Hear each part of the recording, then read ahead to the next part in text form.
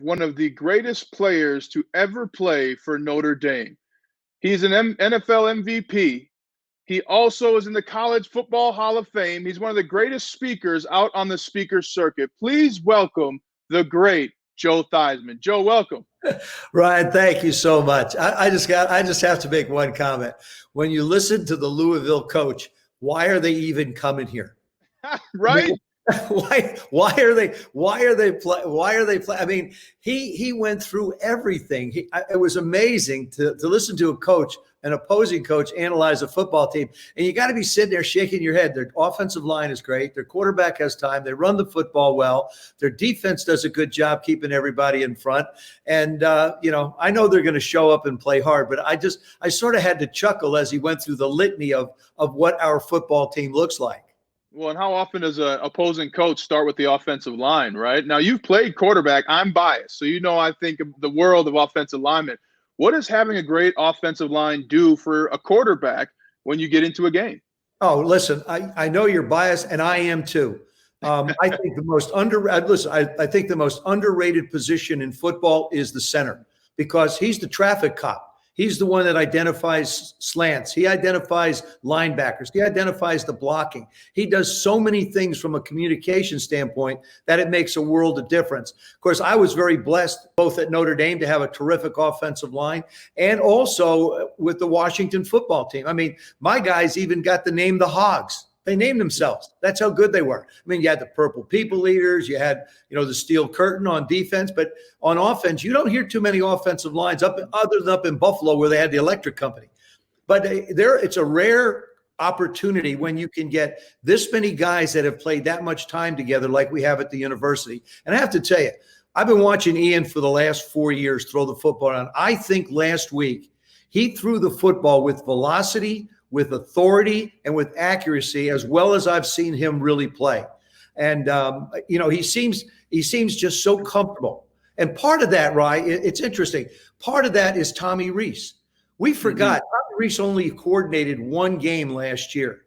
Now, all of a sudden, you really don't have the practices that you have under a quote unquote normal year.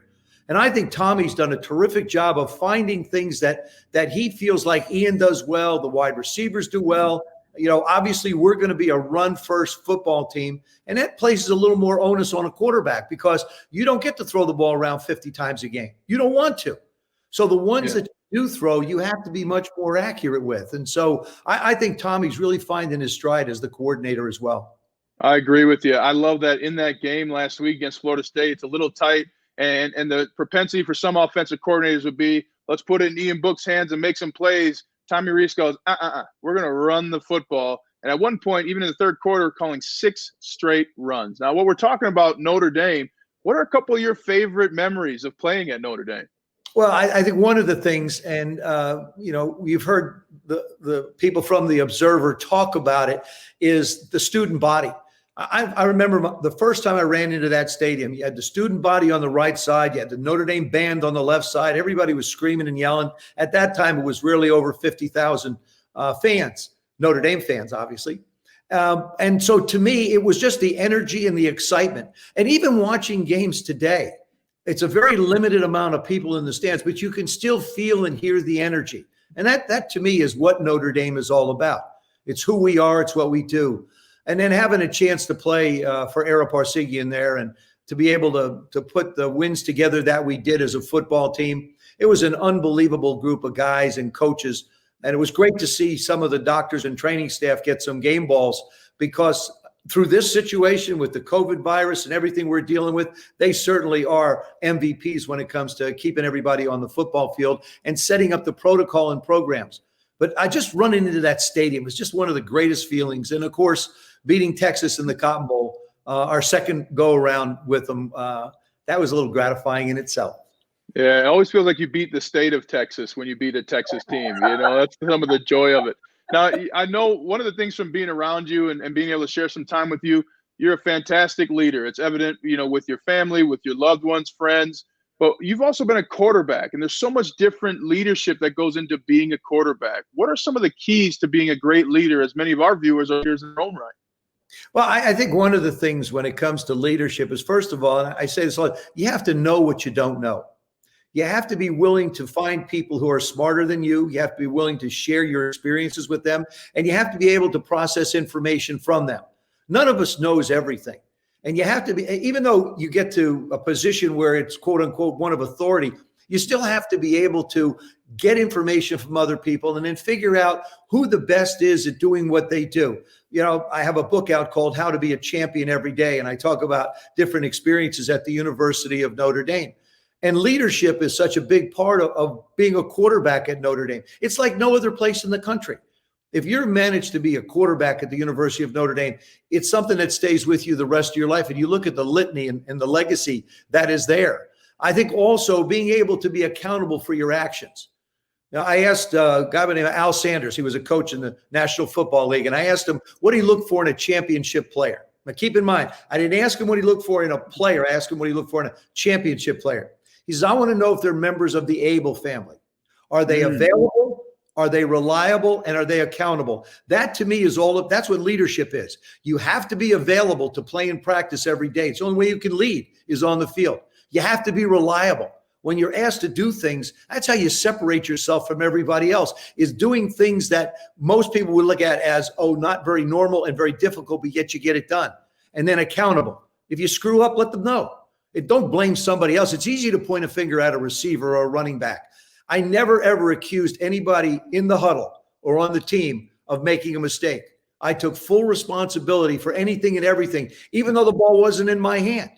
If it was an errant pass to a receiver, it was my fault. It wasn't the fact that he might have been out of position, he might have been bumped. It didn't matter. It was my fault. And that way, then guys start to believe in you.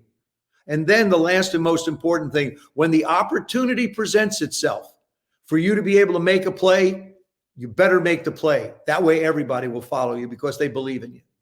You would have fit in very well on our Super Bowl 50 team, my friend. By the way, in making that play and that opportunity or making that pitch, process alleviates anxiety. Focus on that process. You mentioned something in there, though, that I really like. You may do things that look different or weird to other people. And I love that because for a lot of my years in the NFL, as you know, some teams don't want to win. So if I was trying to win, doing all the right things, I could be the outcast. But that also goes on teams when you have to work with people different than you.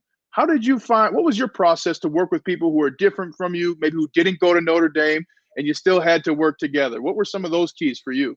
Well, one word in particular comes to mind, and it seems like it's not as much of a vocabulary for people today, is respect. Respect everybody for who they are, what they are, their beliefs. We're all different. Let's face it, everybody is different. And just respect them. When you get out, you get your opportunity on a football field to be able to show who you are as a football player. And you're going to keep your job based upon your ability to play, or you're going to lose your job based upon your ability not to be able to do things. But you have to respect other people and always be willing to share. Even though I was a starting quarterback in the National Football League at the University of Notre Dame, I've always wanted to try and help anybody that was a quarterback on our team. We would draft somebody. What can I do to help them? I think part of that had to do with the fact that I believed in my ability so much, because I have another little favorite saying, if you don't believe in who you are, who's going to believe in you? And so I wanted to be able to share that information. We're not here to be served, Ryan. We're here to serve other people. And you do that in so many different ways. And so for me, being able to share the experience of being a starting quarterback, I do it now with young ones. I mean, I communicate with Drew, I communicate with Ian. I just, anything I can do to help them, let them know that they're doing really a good job. And like I said, I was so impressed with Ian this week. I thought he really laid a foundation now for himself to be able to perform at a very high and special level.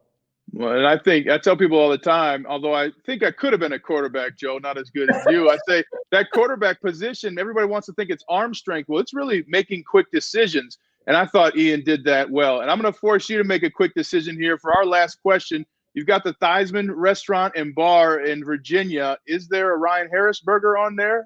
Actually, there's not a Ryan Harris burger, but after this conversation that we're having, the pressure is on. And I just want to say one other thing. I never dreamt about being an offensive lineman, Ryan. I got to tell you that. Well, few people are lucky enough to have that dream. Well, thank you so much, Joe, for joining us on the show. Here Come the Irish. You're a legend, and you continue to inspire everywhere you go. We appreciate it. Thanks, buddy. Great to be with you, and go Irish.